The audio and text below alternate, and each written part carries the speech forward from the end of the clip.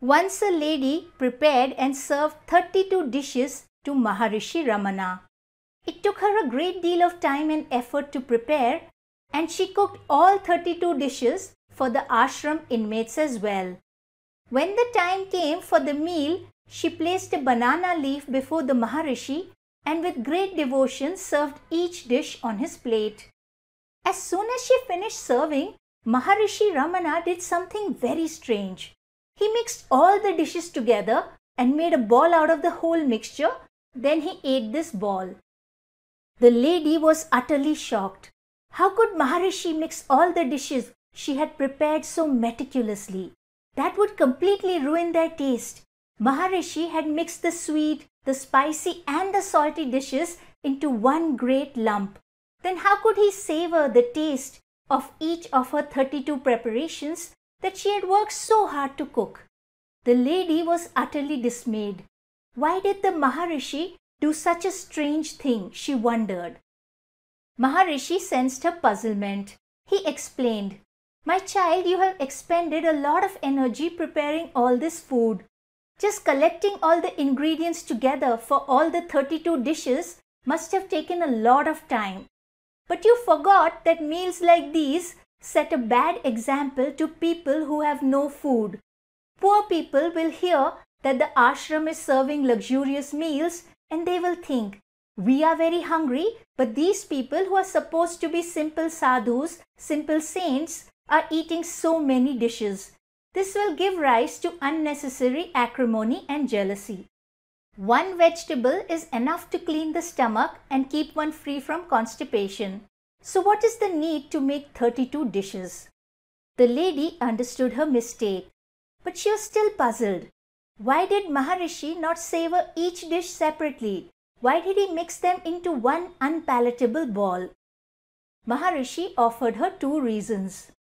He said, if there are 32 items on the plate, the mind is always thinking, shall I eat this one or that one? So the mind gets dissipated while eating. If on the other hand, there is only one dish, there is no trouble at all. We can eat it simply. So by mixing all the dishes into one unpalatable ball, the Maharishi was setting an example before his disciples of vairagya or detachment.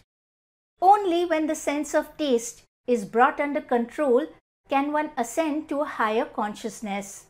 Otherwise, the mind's energies are diverted towards satisfying the tongue. Then Maharishi Ramana offered the second reason.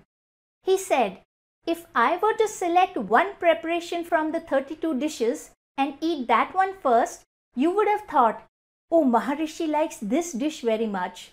When the truth was that Maharishi Ramana was completely detached from the sense of taste. So the lady unnecessarily would have drawn a wrong and mistaken conclusion. Maharishi continued, then you would have come and put another helping on my plate.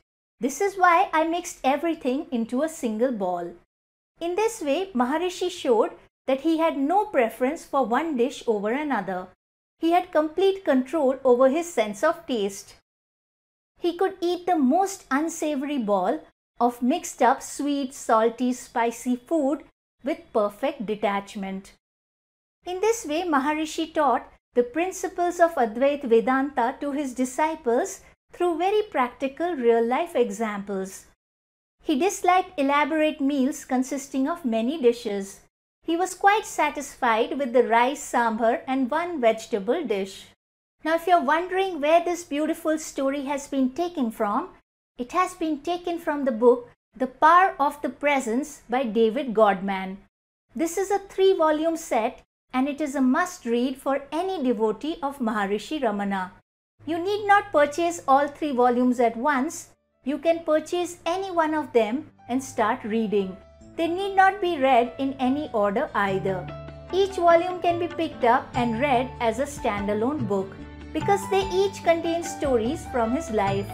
These stories are extremely powerful and teach us valuable spiritual lessons which, if we genuinely imbibe, we can radically transform the quality of our own life.